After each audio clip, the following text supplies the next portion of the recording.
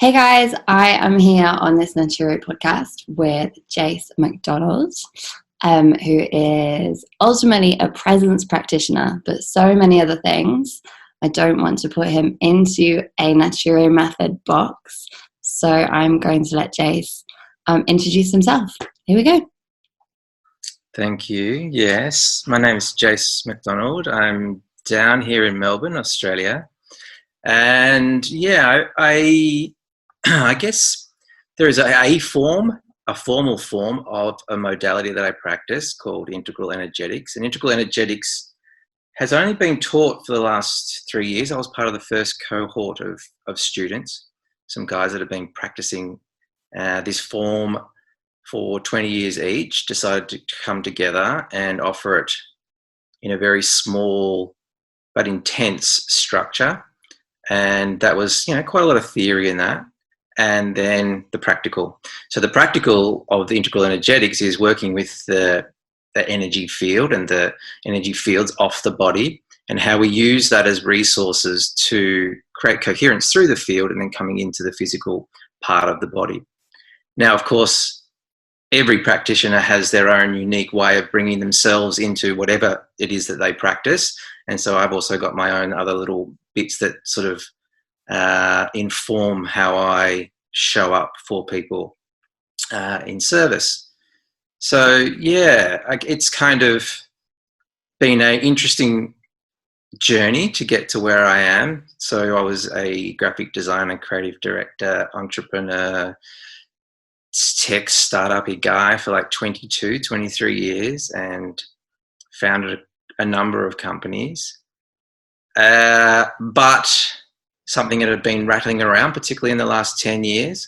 I've had a very intense meditation practice for the last 12 years and been practicing meditation, I suppose, for 15 years, but quite intensely for 12 years.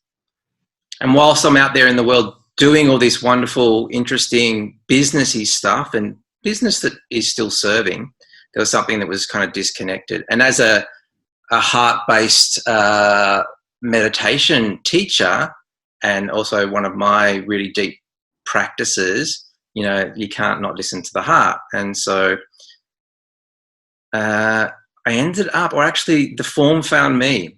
And, that's how it works really when you make yourself available and really open up. And all these crazy things and synchronicities that I could not have manufactured or created allowed me to come into, this first cohort of students and learn this new form. And so I've been practicing out of that now for 6 months, which is quite interesting because, new practitioner, but I guess in some ways not new, because being a meditation teacher and a business owner and having lots and lots of staff that you're always kind of working with anyway, there's all those sort of soft, but really important deep skills that have translated across quite well. And I see it regularly. So that's kind of where I'm at now. And does that answer your question? Yeah, absolutely. Absolutely. And I love that when you come into something and you recognize that everything else that you've done previously has just been kind of skills and tools to integrate into what it is that you really want to do, what your heart really wants to do. Question for you, what meditation style were you doing previously, and are you still doing? Does it hold what lineage does it come from? Great question. Interesting, at the moment I'm part of a meditation research protocol that's going on. I started last week, so that's been interesting because it's taken me back over some old landscapes. So I've got a lot of meditation practices over that 12-year journey. I originally came to meditation just through a project for one of my companies where I ended up in a Korean Zen monastery in South Korea, and crazy things happened and was like, whoa, that was like 16 years ago. And I kind of just the things that happened in that place. I got to spend 2 weeks living in a monastery, which was, I think, the first lay person to ever actually live with the monks and practice with them. Not formally, but I guess, still with them. So, I had a Korean Zen initiation, and then I've kicked the tires on Tibetan Mahayana, Theravada Thai, Advaita Vedanta. You know, I've hung out in India. I've been to Tibet. I've done a lot of pilgrimage, but, you know, totally out of curiosity and not in a denominational sense. That seems to be working for me, because I think there's a lot of value with finding a path and really sticking to it and diving into it. But it seems to work for me, like to just kind of move around and synthesize and then show up. And that's sort of how I've become a meditation teacher myself. I've synthesized. And I think when you allow yourself to really open up, it comes through anyway. Like the teaching's in you. And you know, if you connect to that, it's just going to come through. And so that teaches you, and it allows you to teach others as well, or guide others. So as long as you have the discipline. Of course, yeah. And so I guess one of the things that I am fortunate to have is a lot of will. And so where the will kind of comes out of me, it happened very early. I knew very early in life I wanted to be a designer, and I made it happen. And all the other things that I wanted in life, I've kind of made happen, and not through some kind of manifesting way, just through commitment and discipline and drive and showing up for whatever it takes to actually get there. And yes, sometimes that has been, you know, a little bit bound. Like I've kind of got a bit lost in the doing and not soaking other things up that have been around me. And that's practice.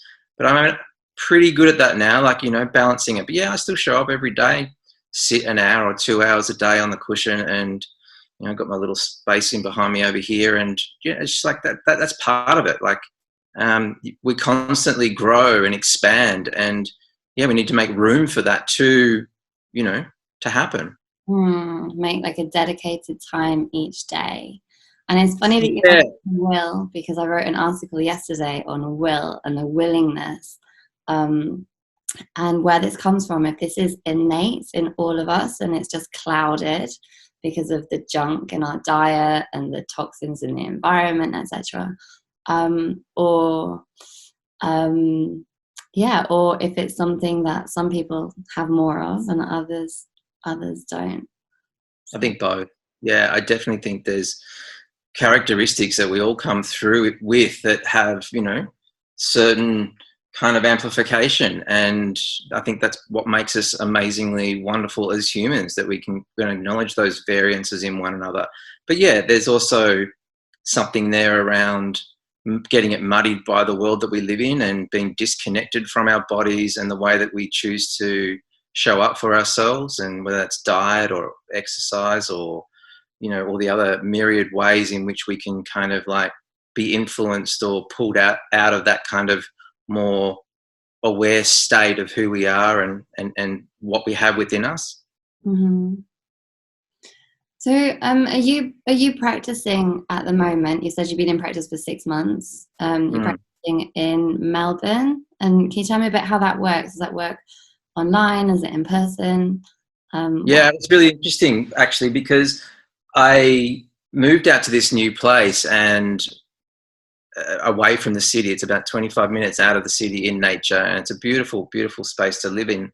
And the intention was to kind of kick the practice off after a little bit of time, but people started showing up, and then, you know, you can't really advertise this stuff either. Like, it's really weird. It's kind of so strange. And like, even when you talk about it or even see a video about it, like, you're like, what the? And then actually the experience of it is a whole nother thing again. So it's just nice that it started to happen quite organically. And, you know, I was seeing a lot of people actually before this current moment when everything sort of had to sort of go quiet. But I'm still seeing some people, like a lot of people in their fear have kind of not kind of showed up, but then there's a lot of people that are. And there's also the online stuff that I do, which isn't so much the integral energetics per se. That's kind of a little bit more intuitive work that I do, energy work. And I do that for people all over. Like, you know, I was working with a guy in the States the other day, and, you know, it's amazing actually, like, through this form of communication that you can still dial in to another person. And in some ways it works better than when you've got someone right in front of you on the table, because you kind of like, it just, you know, time and space collapses and you just get into it and you feel that moment or that space, and you just kind of, and the intuition has to drive then. You can't rely on touch and these other kind of senses, which are really important, but, you know, they're not there. So you kind of got to find that. And for me, that intuition's always been there. I probably neglected it a lot or disconnected from it. But now that I've got some form to shape it through, and then that's allowed all this other intuition to come through as well, because it's like, oh, hang on, wow. And so I'm just getting out of the way. So yeah, I'm still practicing. I'm still, you know, being of service to people if they want it, you know. And at the same time, you're still practicing anyway. I think any practitioner, whether you're seeing a lot of people or seeing no people, you're still practicing, right? Like, you're still landing in the body, you're still landing and showing up for yourself and preparing yourself, or not even preparing yourself, but that idea or that concept of, yeah, just kind of keeping the cleaning happening, keeping that sort of like self expansion happening. So yeah, like you're always seeing people in another way too. I get that. You're always like a lighthouse in a sense. Yeah. As corny as that sounds. Your words, But yeah. we're always doing the work, you know, like on the esoteric plane, I believe that we're always doing the work. Whether you sit down to your discipline and to your practice every morning and every evening or not, because that will eventually just be a part of us. You know, your whole day is a practice. Well, that's a good point. One of the great things about what I do is that I get to meditate as I do it, like the awareness and the real subtle awareness that I need in order to be able to access some of these energetic states and feel into them for people requires like a complete, like if you think of it from a brainwave point of view, just like, you know, dropping into really low and slow delta and to really, really, really feel it. I don't want to get too sciencey, but it's also for me who can, well, okay, so for me who can get really out there, right? Because I kind of live up there in that realm. I need that to come back into form. So part of my, not just my training, but also my own curiosity, and then all the other trainings that I might latch onto is, you know, brainwaves as part of that. So how in certain states brainwaves change, because that's real, that's tangible. I don't need to be convinced by what I can do that most is outside of what most people think is doable or is a thing, but it's just really important that I can actually then start to map it through some of these other kind of more refined scientific principles. So are you working at Delta? I don't know much about Delta. I work with Theta through Yoga Nidra and some other resonant practices. So yeah, can you go into that a little bit more, like how you're actually working with the electromagnetic field? Well, everything's part of the field, right? And so whether it's electromagnetic or whatever the word is, so the brainwaves are somehow, you know, really concordant to the states that you're in, right? One of the things, and that's actually different for different people and it works differently for different people. So I did some training just over 12 months ago with a woman who's out of the States, and she puts on this thing on your head and checks and watches things, and we go through with a 2-week training course of like watching brainwaves and our own personal brainwaves.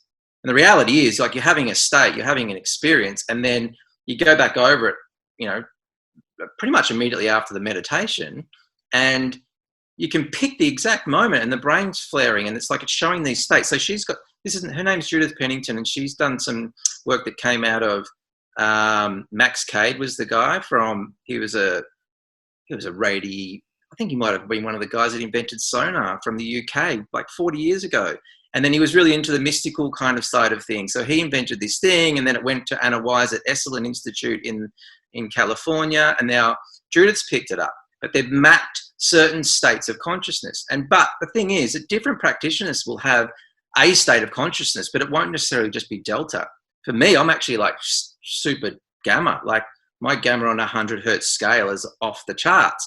And it's actually quite like the way I'm talking now. It's kind of really, really, really this. But when I'm practicing, that's there. But I've got to ground it down into the slow and slow of the delta, which obviously sits below theta. If you think of theta as subconscious, delta the unconscious, But, you're kind of also playing in a little bit around that, because you've got to bring it into some form of awareness and faculty, if you will, rather than complete, just you're gone. Mm-hmm. So, I think that's part of the journey as a practitioner is with these really, really fine subtle states is actually trying to tweak and understand and work where your sweet spot is. And, that's part of the journey, like everything else. The sweet spot. That's a nice way to. I've been following Dan Winters and his Therify machine and getting into the bliss states. Would it equate to something like that? Yeah. Again, I think different. Like if you look at the EEG systems, I think they're mapping it differently across different scientists. And I know Monroe Institute's doing some interesting things with that, and in the States, and they've all got different maps. Like there's so many different maps of consciousness. There's so many different maps of spirit. There's so many models out there, right? What's right, what's wrong? I don't know. Bliss states tend to be, at least the way I understand it, that you will get this kind of like synchronicity between left and right brain. Yeah. And it comes into some harmonious kind of like, if you think of it in an electromagnetic way, rather than sort of like, and it's spiking here or there, or flaring that way, you actually start to get this kind of like roundedness occurring, at least in the patterns that I see through the map that I'm aware of, or one of the maps I'm aware of. So yeah, those bliss states, which, hey, don't we love those? But to then actually see that, like that moment that I went into bliss state at 16 minutes into a meditation and became one with whatever, and then to actually show up in that exact second, the exact second, and then in the brainwave of like this kind of like synchronized left, right brain whole kind of pattern. Yeah, it's fascinating. So intuitively know it, and then to see it on paper in a graph. Yeah, that's pretty cool. Have you got any links that you'll be able to put on the forum to the people that you've mentioned and to some of the research? Yeah, that's important. Great. And how would practitioners, so naturopaths, holistic nutritionists, psychotherapists, how would they benefit from referring their clients to yourself and other people doing this modality as well? And if you can not just me, because people find different practitioners for the right reasons, right? And it's not necessarily just me. Look, I think one of the things that we find in our work is that it's very complementary to other fields out there, and I'm just trying to pull in the exact way to frame that. So let me give you an example. So we have like a client come to see us in naturopathic clinic, and they are on track for 3 weeks, and then they come back after three weeks and say, no, I can't continue this. And they keep coming back, and there's this cycle of being really good and then falling off track, being really good, falling off track. Would it be complimentary for them to see you, to whatever that blockage is, to dissolve it? Well, yeah, exactly. Whatever the blockage is, and that's what's happening, right? So what we do very early on in our work is that we develop presence within the system. And so that comes through what we call a breath wave. So when we have people lying down on the table, we basically help them resource their breath into their system, which is a very physical, felt experience of safety and trust, because that's what the breath's doing, right? It's like, and then the release, and like they can be usually quite unconscious to it. You're watching it. You're watching the spine just kind of like have this really clean breath develop up through it from this kind of bound sort of like, whether that blockage is part of what's holding or it's just part of their system in some other form. So we actually very gently help that open up, and then through that, the person feels resourced. There's a stability that can occur that allows them to like handle more stuff. So the blockage might hit into their field or be triggered from something that's stored in their field or in their body, but they've actually got that presence. Oh, hang on. But it's not just a presence through the head. It's a presence through a learnt strategy in the body. But the nervous system's been able to co-opt it in to itself and basically, rewire it in a way compared to those very sort of like fight, flight, freeze states that most people are running on in today's world, through and how that's kind of just dialing the system all the way up. they're in this, they're in this, they're in this. Like, yeah, sure, you get a trigger, like you've got nowhere to go. Like you're like in the headlights. So with that presence, with that breath, with that kind of trust and that ease in the system, there's a little bit more room to kind of like help that exploration. Okay, yeah, shit, this is a bit hard, but actually, I can actually just pull out a little bit more here, rather than be just so locked up in those states or those experiences that, yeah, give room for very little. And are you able to, I've been reading a lot about the polyvagal theory at the moment. Yeah. I'm not sure if you've heard of that. Yeah. And so you've mentioned like the fight or flight. Would you be able to also assist someone who's in that dorsal collapse where they're just completely numb? Yeah. Yeah, and there's all different states. Again, all different people, all different versions of it. So you can have you'll have that numbness where there's like a total disassociation from the body, and that kind of, or the body's just limp, like there's a complete collapse rather than just the bound. It's like it's so floppy. There's just no form there at all. Mm-hmm. So yeah, there's all these variations in which it shows up for people through life experience and traumas and whatever it might be. And yeah, it's all the same. Like, it's just like you get them on the table and you just start to bring them into stuff. And then that's when you can actually start to resource some of these other outer parts of the field that you need to be very, very careful, because they have a lot of charge in them. And like, if you spike someone's system way too early, you're doing a lot more damage than and it's, this is a thing that practitioners need to be aware of. Like, you might have that faculty or capacity, but there's a real responsibility in all forms of practitionership to not like come in too quick. You like there's a sensitivity there that if you're not tuned into, like you don't. It's not about you. Nervous system. I've seen that a lot. I've seen that with qigong practitioners blowing someone's nervous system. I've seen it with oh my god, all the time with ayahuasca. Yeah, that's a whole other topic. But yeah, that's really important, and that's great that you acknowledge that, and then the modality that you're using acknowledges that. Well, you don't get the coherence, you don't get that really like integrated evolution of someone moving through experience and moving into experience. We actually move into some of the hard stuff, but like, you got to resource and get it ready before you can do that. But you can't get through that when it's not coherent. Like, you can fry someone and they can have a big experience on the table and think that like they can even have like quasi awakenings, like just the lights come on, but their nervous system, their body is just like frazzled from it. And it's kind of like, so is the practitioner then going into some form of like, hey, look at me, I'm cool, I can like touch up here and the body does this, their ego? Or are they actually like, get the fuck out of the way? Like, this is not about me at all. This is about this person and what's the best thing for this person and what's the timing. And that in itself is as subtle as anything else. And I guess that comes from years of experience and your own discipline and fully being in the heart.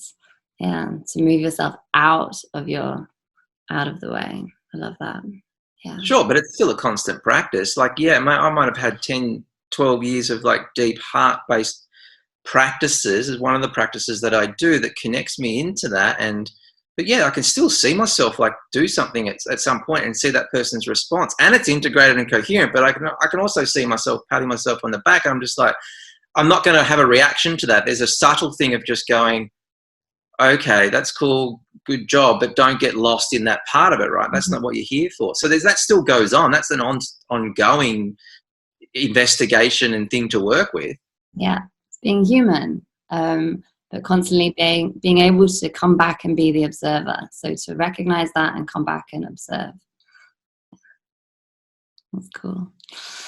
All right, Jase. So how can people find you? Will you and would you mind continuing this conversation on our Real Talk forum as well? Sure, and like throw any kind of questions at me, because even though there's what we've talked about tonight, I've kind of got branches that go off in all things. So if there's anything that I can add that's of value, more than happy to do so. I can be found, I guess, online at www.3waves.co. That's my website. It talks a little bit about what I do. It's just words, but that's where you'll find me.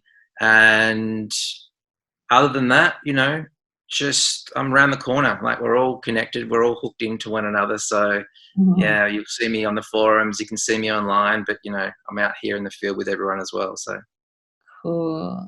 Well, thank you so much for your time today, and I look forward to some more chats in the future. Yeah, thanks. All right. Lovely being. Cheers. It's such a pleasure talking to Jase. We have explored so many weird and wonderful, esoteric, and energetic conversations over the years. So let's continue this one and go into depth at real-talk.online.